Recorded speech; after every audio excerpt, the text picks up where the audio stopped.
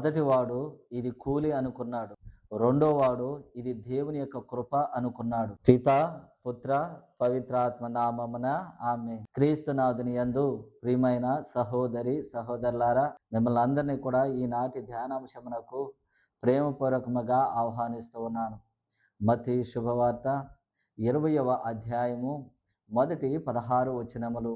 ఈ 16 వచనాలలో దేవుడు ద్రాక్ష తోట కూలీల యొక్క ఉపమానాన్ని దేవుడు తెలియపరుస్తూ ఉన్నాడు. ఈ యొక్క ఉపమానము ద్వారా దేవుడు మనకి ఇచ్చేటువంటి సందేశం ఏమిటి అంటే, నిరాశ పడవలసినటువంటి అవసరం లేదు అని తెలియపరుస్తూ ఉన్నారు. మన జీవితంలో మనం కోరుకున్నటువంటి దానిని పొందలేనప్పుడు నిరాశకు గురవుతూ ఉంటాం. మనం సాధించాలి అనుకున్నటువంటి దానిని సాధించలేనప్పుడు నిరాశకు గురవుతూ ఉంటాము. కొన్ని పరిస్థితుల్లో మనకు ఎదురైనటువంటి సంఘటనల ద్వారా మనము నిరాశకు గురవుతూ ఉంటాము.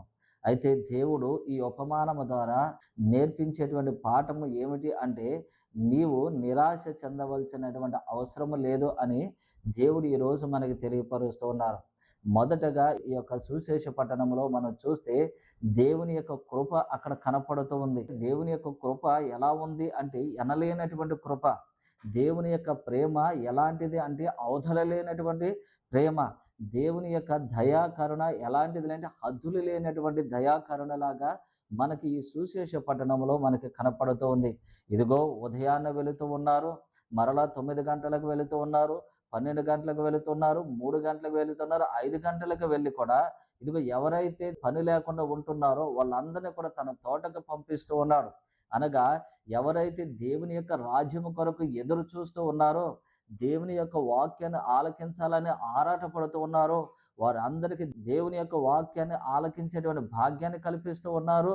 పరలోక ప్రాప్తిని పొందేటువంటి భాగ్యాన్ని ప్రతి ఒక్కరు కూడా కల్పిస్తూ ఉన్నారు. అయితే ఇక్కడ దేవుడి యొక్క ఆలోచనలకు మన ఆలోచనలకు చాలా వ్యత్యాసం అనేటువంటిది ఉంటుంది. మనము మన మానవుని యొక్క ఆలోచన ప్రకారముగా ఆలోచిస్తే గనక, ద్రాక్ష తోట కూలీల యొక్క ఉపమానములో దేవుడు ఎందుకు ఇంత అన్యాయం చేస్తూ ఉన్నాడు అనేటువంటి మానవుని యొక్క ఆలోచన ప్రకారంగా మనకు అనిపిస్తూ ఉంటుంది. కానీ మానవుని యొక్క ఆలోచనలకి దేవుని యొక్క ఆలోచనలకి ఆకాశానికి భూమికి ఉన్నటువంటి వ్యత్యాసం ఉంటుంది అని దేవుడు తెలియపరుస్తూ ఉన్నాడు. కాబట్టి ఆయన యొక్క ఆలోచనలు కృపతో కూడుకున్నటువంటి ఆలోచనలు, ఆయన యొక్క ఆలోచనలు దయతో కూడుకున్నటువంటి ఆలోచనలు, ఆయన యొక్క ఆలోచనలు క్షమాపణతో కూడుకున్నటువంటి ఆలోచనలు. కాబట్టి మానవుని యొక్క ఆలోచనలకు, మానవుని యొక్క ఊహలకు, మానవుని యొక్క ఉద్దేశాలకు, దేవుని యొక్క ఆలోచనలకు ఉద్దేశాలకు చాలా వ్యత్యాసం అనేటువంటిది ఉంది అని ఈరోజు ఈనాటి సువిశేష పట్టణంలో దేవుడు మనకి తెలియపరుస్తూ ఉన్నారు. ఇక్కడ మూడవది మనం గమనించవలసింది ఏమిటి అంటే, ఇదిగో ఈ యొక్క యజమానుడు వెళ్ళి మీరు ఇంకనూ ఇక్కడే ఏం చేస్తూ ఉన్నారు అని పనివారిని అడుగుతూ ఉన్నారు. అంటే వీళ్ళందరూ కూడా సమయానికి రాలేదు. అనగా 9ంటికి వచ్చినటువంటి వాళ్ళు కానీ, లేదా 12ంటికి వచ్చినటువంటి వాళ్ళు కానీ, 3 గంటలకు వచ్చినటువంటి వాళ్ళు కానీ, 5 గంటలకు వచ్చినటువంటి వాళ్ళు, వారి యొక్క ఆలోచన ఈ విధంగా ఉండి ఉండవచ్చు. సరిలే వెళదాము, వెళ్ళినటువంటి టయానికి ఎవరో ఒకరు పిలవకపోతారా పనికి అనేటువంటి ఆలోచనతో, దృక్పథంతో ఉన్నటువంటి వారు అయి ఉండవచ్చు. అయితే దేవుని యొక్క సందేశాన్ని వినాలి అని ఆశపడినటువంటి ప్రతి ఒక్క ప్రాణిని కూడా సంతృప్తి పరచడం దేవుని యొక్క బాధ్యత. అయితే మరి మనము ఇదిగో దేవుని యొక్క వాక్యాన్ని వినడానికి, దేవుని యొక్క రాజ్యంలో ప్రవేశించడానికి మనం ఆరాటపడి ఉండాలి.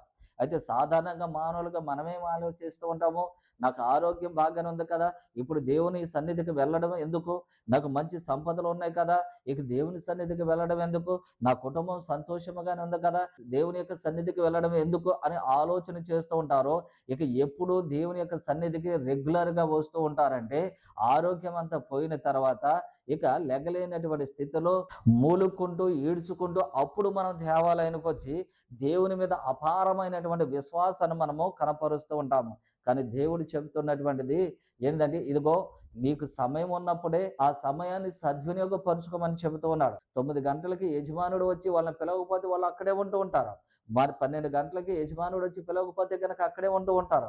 ఇదిగో 3 గంటలకి యజమానుడు వచ్చి పిలవకపోతే అక్కడే ఉంటారు. 5 గంటలకు పిలవకపోతే అక్కడే ఉంటూ ఉంటారు. కాబట్టి దేవుని యొక్క కృప వల్ల వచ్చి వారిని పిలుస్తూ ఉన్నారు. ఒకవేళ దేవుని యొక్క వాక్కుని వినాలని ఆశ కలిగి ఉన్నటువంటి ఆ లోపులోనే మనకి ఏదైనా జరిగితే కాబట్టి ప్రతి ఒక్కరూ కూడా ఏంటిదంటే దేవుని యొక్క వాక్యాన్ని ఆలకించడానికి ఆరాట పడుతూ ఉండాలని చెబుతూ ఉన్నారు. ఇదిగో ఇక చివరగా ఇదిగో కూలికి వచ్చినటువంటి వాడు ఇకలోక సంబంధమైనటువంటి ఆలోచనలతో ఆలోచన చేస్తూ ఉన్నాడు.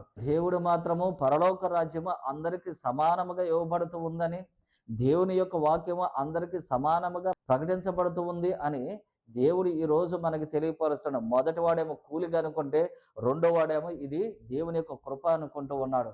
కాబట్టి మనం కూడా ఈ యొక్క క్రైస్తవ విశ్వాసంలో వచ్చినటువంటి ప్రతి అవకాశాన్ని కూడా సద్వినియోగపరుచుకుంటూ దేవుని యొక్క కృపకు పాత్రలు అవ్వడానికి ప్రయత్నం చేద్దాం.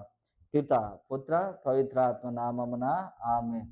మహోన్నతుడును మహాగణుడువైన మా యేసయ్య, ప్రభా, ఈరోజు విన్నటువంటి వాక్యాన్ని మా హృదయంలో మేము పదిలపరుచుకుని దాని ప్రకారముగా జీవించేటువంటి కృపను మా అందరికీ కూడా దయచేయమని మా ప్రభువును మీ కుమారుడైన యేసుక్రీస్తు ద్వారా ఈ మనవి చేయుచున్నాం తండ్రి. ఆమేన్.